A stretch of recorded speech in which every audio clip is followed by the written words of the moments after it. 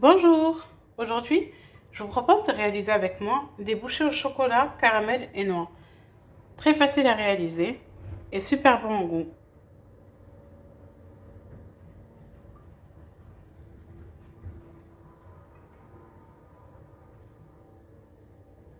Alors, pour cette recette hyper simple, on a besoin seulement de 3 ingrédients.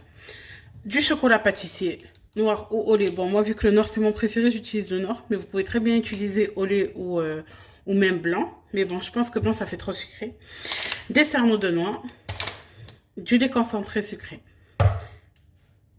Première étape, vous avez besoin d'une cocotte minute. Donc là, dans ma cocotte minute, j'ai rempli à moitié d'eau. Je vais y mettre mon bocal, enfin ma conserve de lait concentré. Entière, simplement comme ça. Je vais fermer. On va mettre le sifflet. La cocotte est en train de tourner. On compte 30 minutes. J'ai lancé en cuisson le lait concentré. En attendant, je vais faire la base de mes gâteaux. Alors, soit vous utilisez des moules comme ça. Celui-ci, c'est le moule de Guy de Marbre. Très top d'ailleurs. Soit, si vous n'avez pas de moule comme ça, vous travaillez directement sur les caissettes. Donc moi, soit vous travaillez sur la caissette comme ça directement, soit vous moulez directement le moule. Donc là, aujourd'hui, je pense que je vais mettre directement mes caissettes sur mon moule et que je vais travailler comme ça. Ces petites caissettes, vous les trouvez dans tous les magasins pour rien du tout, du style Jiffy, Centracor, vraiment à petit prix. Donc là, j'ai mis mes caissettes.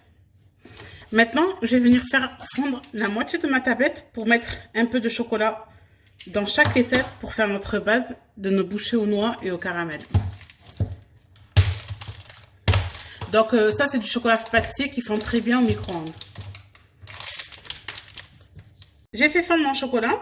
Je vais venir en mettre un peu dans chaque base. Vraiment, c'est des petites bouchées qu'on veut faire. Donc, on met un peu de chocolat dans chaque base. Ensuite, dès que notre caramel sera cuit, on va attendre qu'il redescende un peu en température. Et on va venir mettre sur le dessus un peu de caramel. Ensuite, on va venir refermer avec du chocolat et un cerneau de noix. Vraiment super simple et super bon. Je vous conseille vraiment de tester. Pour la conservation de vos bouchées, vu que c'est à base de chocolat, mettez-les au frais. Une nuit, alors 30 minutes sont passées. Je vais éteindre sur la cocotte et on va l'ouvrir. Alors, pour laisser toute la vapeur sortir. Faites attention quand vous l'ouvrez. Il faut vraiment attendre qu'il n'y ait plus de vapeur qui sort du sifflet pour ne pas se brûler. Alors, j'ai posé ma cocotte dans mon évier. Je viens l'ouvrir. Et je vais directement mettre de l'eau froide pour arrêter la cuisson et faire redescendre la température notre boîte de conserve pour ne pas se brûler. Donc vraiment, je la laisse remplir d'eau froide jusqu'à ce qu'elle se recouvre. Et je vais la laisser dans l'eau froide à peu près 20 minutes afin de ne pas se brûler quand on va venir ouvrir la conserve. Parce que si on l'ouvre à chaud comme ça, le caramel vous brûle directement les doigts. Donc vraiment, il faut attendre que ça refroidisse pour l'ouvrir. Voilà, je vais la laisser 20 minutes refroidir dans l'eau froide et on viendra l'ouvrir pour continuer nos bouchées à la noix. Alors, notre conserve est retombée à température. On la sèche bien parce qu'il ne faut pas qu'il y ait de l'eau non plus qui rentre dedans quand on va l'ouvrir. Quand même, par précaution, on l'ouvre avec ce côté vers l'extérieur, pas vers nous, pour ne pas se brûler. Regardez. Et là, on découvre notre magnifique caramel. Regardez la consistance qu'il a. Vous avez vu? Il a cuit, il a une belle consistance. Vous voyez, il est top là. Donc là, tout simplement, je vais venir mettre un peu sur chaque. Pas trop non plus parce qu'on va encore remettre du chocolat dedans, dessus.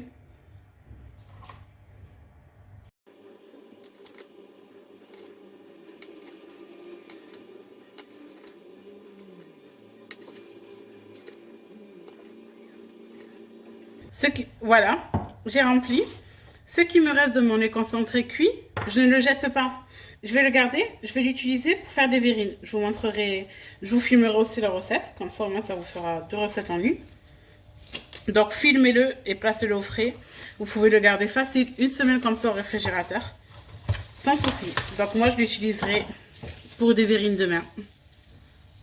Regardez comment c'est vraiment simple. Avec ma cuillère, je vais venir doucement recouvrir en fait mon caramel. Pas trop parce que je risque de déborder, je suis généreuse. Et je viens y déposer un cerneau de noix que j'enfonce un peu.